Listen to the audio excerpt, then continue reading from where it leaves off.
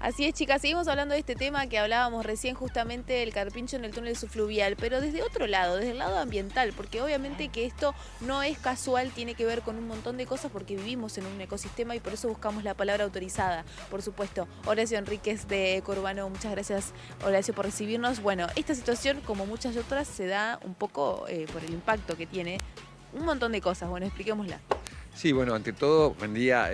Tenemos que entender que somos parte de una cuenca grande, que es la cuenca del Plata, y que todo lo que le pasa a la cuenca nos termina repercutiendo a nosotros, ¿no? O sea, en la cuenca alta hoy, lamentablemente, los cambios de uso del suelo, que se llaman, léase la deforestación, es un fenómeno de años, y está todo interconectado, digo, para que entendamos cómo se comporta el río, tenemos que entender que además de este contexto global que es la crisis del sistema climático, digamos lo que se llama el aumento de la temperatura global, que impacta en la lluvia y en el clima, tenemos que entender que, por ejemplo, el fenómeno de la deforestación del Amazonas, de la gran selva amazona, termina impactando en la altura, en el caudal y en la vida de los ríos. Por eso es tan importante que nos situemos como parte de una cuenca grande, no solamente nuestro río, sino nuestra provincia.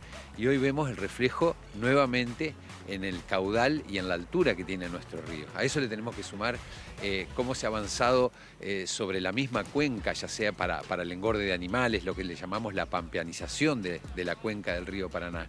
Y por supuesto, todo este combo va generando como una especie de contexto ideal para que los fuegos sean un factor determinante para el impacto de la vida en nuestros ríos, ¿no? Este fenómeno que hace que muchas veces lo que hoy ya empezamos a ver, que es los humos en el horizonte en nuestro río, y entender de que, bueno, cómo las actividades humanas han venido afectando la vida de nuestro río en términos de biodiversidad y términos de caudal. Por ejemplo, hay un fenómeno que hace no muchos años aprendimos de qué se trataba, lo que llamamos quiénes alimentan los sistemas de lluvia. Bueno, los llamados ríos voladores, ¿no? Las masas atmosféricas del océano que van generando lluvias en las selvas amazónicas, como te decía yo, en el gran sistema de la Amazonia, y todo lo que hace a que estos sistemas, cuando transpiran, la evapotranspiración, la evaporación de los grandes ecosistemas, hacen que se alimenten estos ríos que a su vez son los que aseguran las lluvias, no solo en la naciente, sino en toda la cuenca.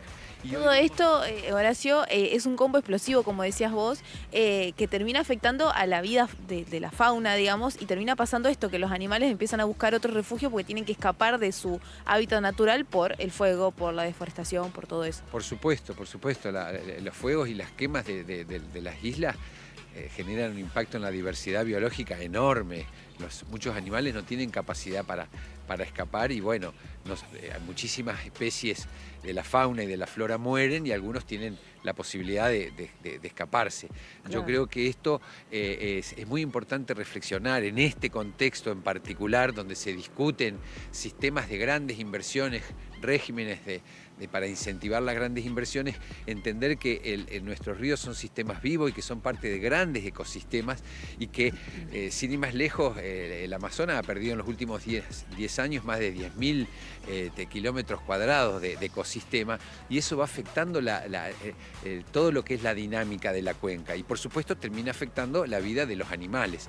Y otro tema que no es menor, fíjate que nos preocupan los animales, pero también tenemos que pensar en la provisión del agua para el consumo humano, que nosotros tenemos el derecho humano a tener, digamos, tenemos un derecho humano a poder acceder al consumo de agua potable y vemos ciudades como Victoria que hoy ya están preocupadas por la bajante y por cómo también, no solamente en la cuenca Alga, sino en nuestra propia río Paraná, tener al río como simplificarlo como una autopista solamente para el tráfico de commodities, de materias primas, ¿no? Lo que llamamos los ambientalistas, por donde se sangra nuestro país, ¿no? Todo el 80% de las exportaciones de Argentina pasan por nuestro río Paraná. Y los grupos de interés fuerte, como son las mineras, el pool agro, el agroexportador, ¿no? Presionan para que se siga profundizando la hidrovía, para que se lo convierta simplemente en un canal. Todo eso va afectando la vida de la fauna, de la flora y sobre todo el acceso, como decimos en el caso de Victoria, al agua, ¿no? Para el consumo humano. Este es el contexto donde estamos hoy parados y por eso es tan importante entender lo que significa defender nuestros territorios, ¿no?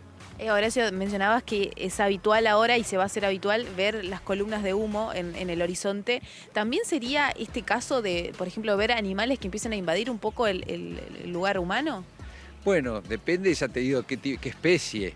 No soy un biólogo para asegurártelo, pero bueno, hay muchos que no pueden escaparse a un fuego y hay muchos que lamentablemente van a quedar, como lo hemos visto, los rastros que quedan en nuestras islas. Y además otro fenómeno de esta bajante que deja casi raquítico a nuestro Paraná, uno de los ríos más importantes de América Latina y del mundo, te diría, así como la cuenca, es la quinta cuenca más importante de nuestro planeta, es que cuando baja el río también perdemos el agua en las islas internas, en las lagunas, en todos los sistemas que contienen la vida, aún estos humedales, ¿no? El agua es el principal componente de nuestros ecosistemas y si no tenemos lluvia y si el río baja, porque en Brasil tenemos más de 40 represas que contienen el agua y por supuesto que eso va a impactar en la vida de la diversidad, de la flora, de la fauna y finalmente en nuestra calidad de vida, ¿no? Claro. Horacio, muchísimas gracias. Bueno, solamente decir que hoy es el Día del Árbol, vamos a decirlo con toda la boca porque cada vez es más importante entender que la vida de los árboles y los beneficios y la contribución que hacen para la humanidad y para nuestra vida es fundamental. Por eso, aprender a cuidarlo hoy es un deber político. Totalmente, muchísimas gracias Horacio Enríquez de Ecurbano, hablando un poco entonces de la situación del impacto ambiental que tienen los incendios, la deforestación y demás, y también por supuesto, bueno, el mensaje del Día del Árbol, que es más que importante para nosotros, cuidarlos y sobre todo plantar, así que todos Claro que plantemos sí. un árbol. Gracias, Muy bien, Joa. gracias, Joa. Hasta luego. Diego Bahía.